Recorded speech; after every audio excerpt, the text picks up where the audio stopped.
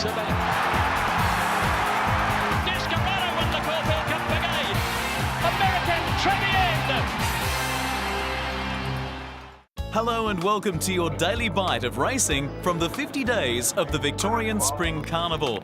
And Tats Cox Plate Day at Moonee Valley was so crammed with quality horses that no amount of rain could dampen the anticipation.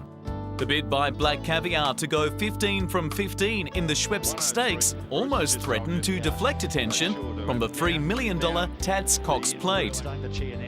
Luke Nolan and the 5-year-old mare were cheered onto the track, and there was never really any doubt that they would be cheered off it. She takes over the running now, Black Caviar, and kicks away. This is the great acceleration we come to see. Into the straight she goes, and if you've come to see the greatest, here she is. Black Caviar opening up by about 5 or 6 lengths. 15 straight, she just keeps trotting them out, and she probably hasn't had many easier than that. Black Caviar won it by about 5 on the line. Black Caviar won with ridiculous ease, and she was given a standing ovation on return to the enclosure.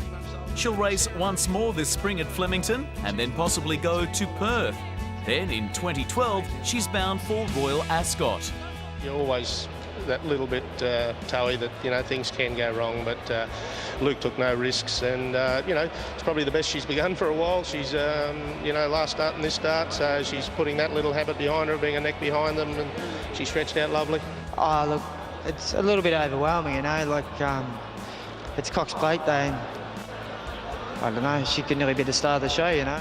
And from Black Caviar to French Champagne, last year's Melbourne Cup winner Americaine was $3.50 favourite in the Group 2 Drake International Moonee Valley Cup, ahead of last week's Caulfield Cup place getter Tullamore.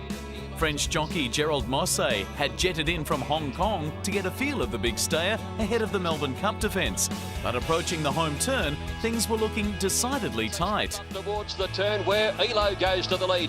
Tullamore half length away from Paddy O'Reilly. Shawan from the back of the field runs on. American gets clear and he's coming home. It's Elo tackled by Tullamore, and now a length away American poised and is about to let down into the straight now, and American raced up to Tullamore and Elo. American takes the lead, the cup winner drawing away. He's back in a beautiful style, and American won the Moonee Valley Cup by 2 lengths. Tullamore second, Elo ran third, and Nudgewood and Shawan in a photo next.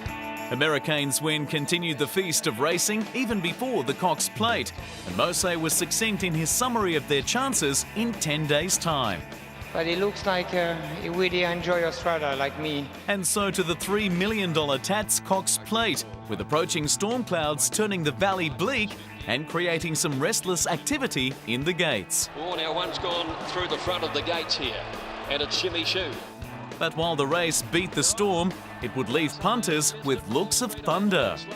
The favourite was Sheikh Mohammed's 3-year-old colt, Helmet, heavily backed into $2.80 ahead of New Zealander Jimmy Shue. Helmet crosses over, finds the lead. And while he got to the lead easily enough, the challenges would come.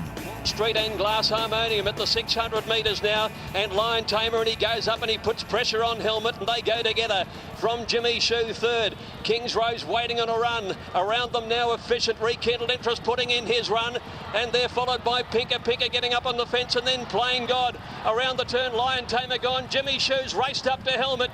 Pinker getting into the clear. Jimmy Shue the leader into the straight from Helmet. Then Pinker Rekindled Interest. Jimmy Shue in front. Pinker coming down the outside. It's Jimmy Shue tackled by Pinker. Pinker's taken the lead. Pinker in front, and she won it. Pinker won the Cox Plate from Jimmy Shue and Rekindled Interest.